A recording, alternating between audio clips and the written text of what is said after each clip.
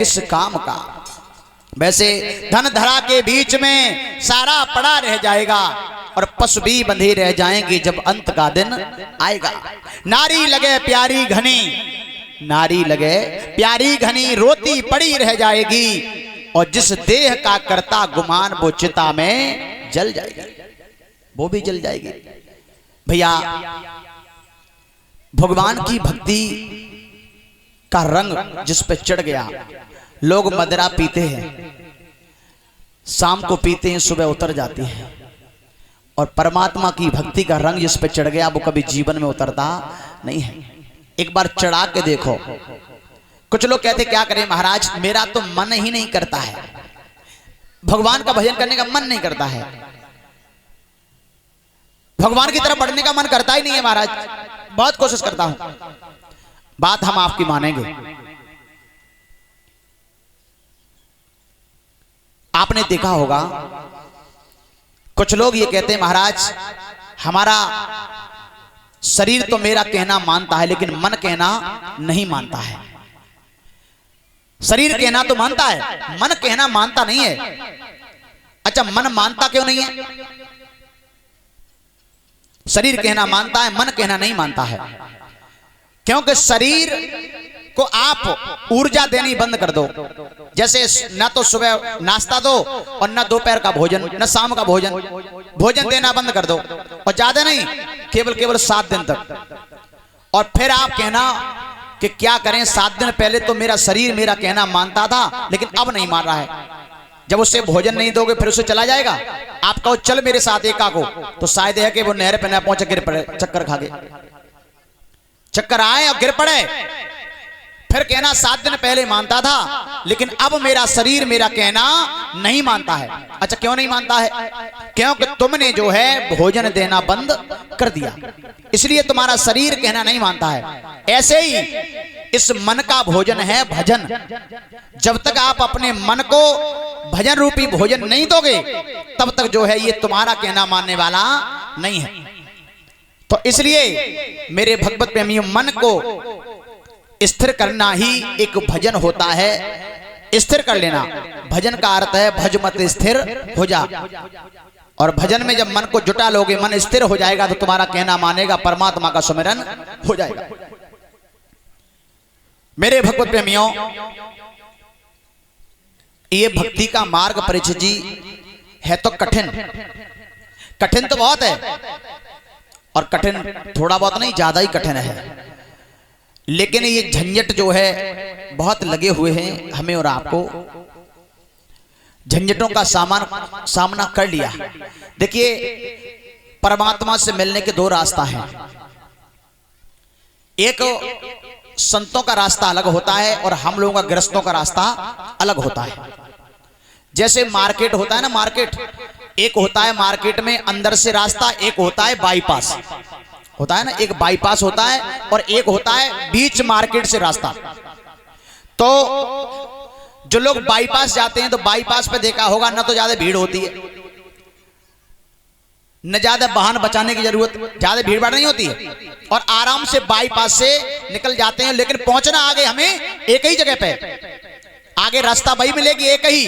तो बाईपास से जो लोग जाते हैं तो उन्हें ज्यादा दिक्कत नहीं होती है, झंझट नहीं होते हैं। और जो लोग बीच मार्केट से होके जाते हैं तो उन्हें तो भैया रिक्शा बचाने पड़े, इंसान बचाने पड़े, इधर हटो उधर हटो, झंझट बहुत लगे, धक्का मुक्की खा के उस पार पहुंच जाते हैं। तो ऐसे ही हमारा ये ग्रस्त जीवन है। हम लोग मार्केट से होके निकल रहे हैं धक्का मुक्का खाते हुए, हैं, इसको बचाओ, उसको सुनो, इसकी सुनो, धक्का मुक्का खा के निकल रहे हैं। निकलना वही है। और रास्ते से जा रहे हैं बाईपास से, हमारे संत, इन्हें कोई चिंता नहीं है, इनका तो बाईपास बना है, नहीं कोई टेंशन नहीं है। टेंशन तो हम लोगों को है, धक्का मुक्की होके निकलना है हमें तो भैया ये जीवन वास्तविक कठिन है लेकिन सबसे उत्तम भी है। गृहस्थ धर्म सबसे उत्तम धर्म है। और इसमें लोग जो है भगवान की तरफ बढ़ते हैं तो लोग ताने भी मारते हैं। और तो छोड़ो, खुद की पत्नी ही ताने मारेगी, और बच्चे भी ताने मारेंगे, कहेंगे देखो हमें लग रही है भगवान को ला के छोड़ेंगे, भगवान को ला के छोड़ेंगे, मानेंगे नहीं, ऐसी बातें कहते हैं। लेकिन जिन लोगों ने अपने परिवार वालों के, घर वालों के, रिश्तेदारों के इन भोगों को सुन लिया। यानी किसी ने कहा है कि सुनो सबकी और करो मन की, तो आप जो है पीछे मत हट जाना। भक्ति का मार्ग बड़ा कठिन है, लोग कहने वाले कहते हैं, मगर सुनो सबकी लेकिन करो मन की। जैसे कि एक व्यक्ति था परीक्षित जी, और उसके मन में एक ऐसा भाव जागृत हुआ कि मैं भी भगवान की भक्ति करूं, लेकिन भक्ति का मार्ग मैंने बताया बड़ा कठिन मार्ग है। अच्छा, भक्ति करने के लिए हमें गुरु की जरूरत पड़ेगी, गुरु से गुरु मंत्र होगा तब हम उसका सुमिरन करेंगे। तो एक महात्मा जी की कुटिया पर वो लड़का पहुंच गया। उसने महाराज जी से आग्रह किया कि महाराज जी अपना शिष्य हमें बना लो। महात्मा जी ने कहा तुम तो ऐसी बात कर रहे, शिष्य बना लो मानो कि पंसारी की दुकान से सौदा खरीदे हुए आए हो। ऐसे नहीं, फिर कैसे बनाओगे? बोले शिष्य तो हम बना लेंगे, लेकिन पहले तुम्हें जो है हमारे इस आश्रम पर 1 वर्ष तक सेवा करनी पड़ेगी यहां पर, और जो हम कहें उस आज्ञा का पालन करना पड़ेगा। उसके बाद हम तुम्हें गुरु मंत्र देंगे 1 वर्ष के बाद में। अब लड़का रहने लगा महात्मा जी की कुटिया पर परीक्षित जी। धीरे धीरे 10 महीना निकल गए और ये माँ का महीना आ चुका था, ठंड पड़ रही बहुत तेज, जनवरी का महीना। महात्मा जी ने सोचा कि अब केवल 2 महीना बाकी रह गए, हम इसे गुरु मंत्र दे देंगे, ये मेरा पक्का शिष्य बन जाएगा। तो कम से कम इसकी परीक्षा तो ले लें, ये शिष्य बनने के लायक है या नहीं भी है, परीक्षा तो ले लें सही। अब उसी समय मेरे भगवत प्रेमियों, महात्मा जी ने उस चेला से कहा, बेटा देखो इस आश्रम पर घड़े रखे हैं, और घड़े रखे हुए थे जल वाले कोरे घड़े। बेटा एक काम करो, एक घड़ा उठाओ, जल भर के लाओ आप तालाब से। तो आज लड़का ने घड़ा उठाया, चल पड़ा जल भरने के लिए, और जैसे ही आज तालाब पर पहुंचा उसने जल भर लिया। लेकिन पानी इतना ठंडा था महाराज कि उसके हाथ भीग गए, और भीगने पर वो लड़का कांपने लगा। लेकिन गुरु की आज्ञा, सर पर घड़ा रख के लाया। अब गुरुजी ने पूछा बेटा ले आए? बोले हाँ ले आए गुरुजी। ये बताओ मैं ये घड़ा कहां पर रख दूं? तो गुरुजी ने डंडा उठाया, उस घड़े में इस प्रकार मारा कि घड़ा था वो सर पे ही फूट गया, सर पे फूट गया। अब उसके कपड़े भी भीग गए। अब तो और ज्यादा दुखी होने लगा। कोई बात नहीं है, अब दूसरा घड़ा भरने के लिए बोला, ये दूसरा घड़ा ले जाओ, ये भी भर के ले आओ। अब दूसरा घड़ा भरने के लिए पहुंचा तालाब पे, उसने वो भी घड़ा भर लिया। जैसे ही गुरुजी के सामने लाया और पूछा गुरुजी ये घड़ा कहां रख दूं, तो गुरुजी ने फिर से डंडा उठाया, उस घड़े में इस प्रकार मारा कि घड़ा दूसरा भी सर पे ही फूट गया। अब 2 घड़े फूट गए। इस प्रकार धीरे धीरे 4 घड़े गुरुजी ने फोड़ दिए सर पर। उसके वस्त्र बिल्कुल भीग गए, ठंड के मारे कांपने लगा है। अब सोच रहा है कि अगर 5वां घड़ा में भर के लाया तो शायद है कि हमारे प्राण ही निकल जाए। कैसे गुरु हैं जो हमें मारना चाहते हैं, जो हमें मारना चाहते हैं। इससे तो बढ़िया ये हमें ऐसी भक्ति नहीं करनी है। और गुरुजी ने तब तक कह ही दिया बेटा ये 5वां घड़ा ये भी भर के ले आओ। अब डर के मारे घड़ा तो उठा लिया, चला जा रहा है। उसने सोचा अब हम लौट के नहीं आएंगे, ये घड़ा तालाब पे रखेंगे और सीधे घर के लिए चलेंगे, और घर पे जाके आराम से शादी रचाएंगे, पत्नी बच्चों में रहेंगे। क्या मतलब है, वैसे ही खाम का माथा मारवे के चक्कर में उसने ले जाके घड़ा रख दिया परीक्षित जी तालाब पर, और अपने घर की तरफ 2-4 कदम बढ़ा पाए। अब उन संत की कृपा, गुरु की ऐसी कृपा हुई कि उस घड़े में से आवाज आने लगी। और घड़े में से क्या आवाज आई, अरे भैया अब तो तू बहुत कुछ बनने वाला है, अब तू बहुत कुछ बनने वाला, लौटा। उस लड़के ने देखा इधर है तो कोई नहीं, लेकिन ये आवाज कहां से आ रही है। 2-4 कदम फिर आगे बढ़ाए, उस घड़े में से फिर आवाज आई, अरे भाई तू लौटा, अब तो तू सब कुछ बनने वाला है। लड़का लौट आया, घड़े के पास खड़ा हो गया। वो घड़ा कहने लगा भैया तुम्हारे गुरुजी ने तुम्हें थोड़ा भिगो दिया तो तुम गुरु को गालियां देकर के भाग खड़े हुए। अरे हमें पूछा हमने कितने कष्ट उठाए, तब तुम्हारे सर पर हम बैठ करके आए थे। तो उस व्यक्ति ने कहा घड़े से कि तुमने क्या कष्ट उठाए। तो घड़ा आज अपनी बीती कहानी सुनाने लगा कि सुनो, मैं एक तालाब की मिट्टी रूप में पड़ा था, मेरे ऊपर पूरे गांव की गंदगी मंडरा रही थी।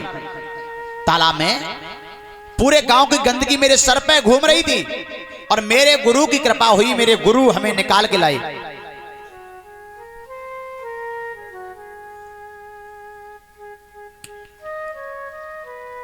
और इसी के साथ 101 रुपया हमारे विनय कंप्यूटर सेंटर राजपुर एका से 101 रुपया भेंट किए विनय भैया जी तरफ से। भगवान ठाकुर जी की असीम कृपा बस्ती रहे, कल्याणकारी जीवन बना रहे। कीर्तन अभी सुनाएंगे। तो उस घड़े ने कहा कि मेरे ऊपर पूरे गांव की गंदगी मंडरा रही थी, सर पे डोल रही थी, और हमारे गुरु जी की कृपा हुई तो हमारे गुरु हमें निकाल के लाए उस गंदगी से। घड़ा को कौन निकाल के लाया? कुम्हार, कुम्हारी तो गुरु है, निकाल के लाए। और उसके बाद मेरे गुरुजी ने हमें इतने मोटे डंडे से पीटा, और पीटने के बाद में हमें चलनी से छान दिया। मेरे गुरुजी ने इतना मारा मुझे, और उसके बाद फिर भी मेरे गुरुजी को तसल्ली नहीं आई। हमारे गुरुजी ने मेरे ऊपर पानी डाल दिया, यही ठंड का समय था, और मैं भीगता रहा।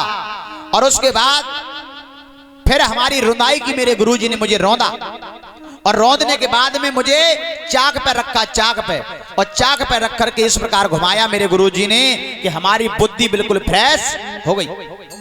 अब वो घड़ा अपनी बीती कहानी बता रहा है। और उसके बाद भी गुरुजी ने क्या काम किया? चाक पर रखे मुझे इस रूप में परिवर्तित किया, जिस रूप में आप हमें देख रहे हो, उस रूप में हमें परिवर्तित किया। और उसके बाद भी गुरुजी ने समझा कि मेरा शिष्य अभी कच्चा है, तो वहां से चाक पैसे उठाया और मुझे धूप में रख दिया। और कम से कम 1 महीना हम धूप में पड़ी रहे, सबरो पसीना निकल गया। और उसके बाद भी गुरुजी को फिर भी धैर्य नहीं आया। गुरुजी ने सोचा अभी तो मेरा शिष्य ये कच्चा है, तो झट से गुरुजी ने क्या काम किया? धूप में से उठाया और हमें अग्नि में दबा दिया। 24 घंटे तक हम अग्नि में दबे रहे, और फिर भी गुरुजी ने अग्नि में से निकाला ना, तो भी हमें ठोंक ठोंक के देखा कि कहीं मेरा शिष्य कच्चा तो नहीं रह गया है, कच्चा तो नहीं रह गया। उस घड़े ने कहा देखो, हमारे गुरुजी ने हमें भिगोया भी, पीटा भी, ठोका भी, अग्नि में भी जलाया, धूप में भी सुखाया, हमने इतने कष्ट उठाए, और तब तुम्हारे सर पे बैठ के आए। और तुम्हारे गुरुजी ने तुम्हें थोड़ा भिगो दिया तो तुम गुरु को गालियां देकर के भाग खड़े हो घर के लिए। ये भक्ति का मार्ग इतना सरल नहीं है। गुरुजी की भी सुनने पड़ती है, दुनिया के लोगों की भी सुनने पड़ती है, तब ये मार्ग जो है आगे को बढ़ता है। जब तक संत की होए न हासी, और तब तक भगत होत न साची। हासी होनी भी जरूरी है, और हासी को हमें सुनना चाहिए, क्योंकि दया बिना है संत कसाई, और दया करी तो आफत आई। दया का भंडार होते हैं, और हमें और आपको सबको दया होनी चाहिए, सुननी चाहिए। दया धर्म का मूल है, पाप मूल अभिमान, तुलसी दया न छोड़िए, जब लग घट में प्राण। भगवत प्रेमियों, इसलिए दुनिया वाले कहें कहने दो, सबकी सुनो, आप परमात्मा की तरफ बढ़ते रहो, आपकी भक्ति का मार्ग सरल होता जाएगा, और एक दिन वो आएगा कि परमात्मा का दर्शन हो जाए, आपके जीवन का कल्याण हो जाएगा। बोली गोविंद भगवान की जय, सांचे दरबार की जय।